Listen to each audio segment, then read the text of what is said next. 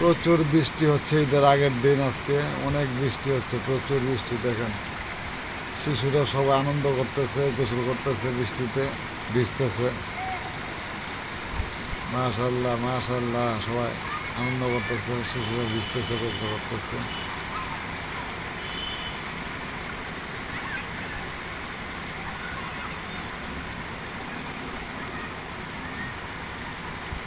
আসলে প্রচুর বৃষ্টি হচ্ছে কদিন যাবত, অনেক বৃষ্টি।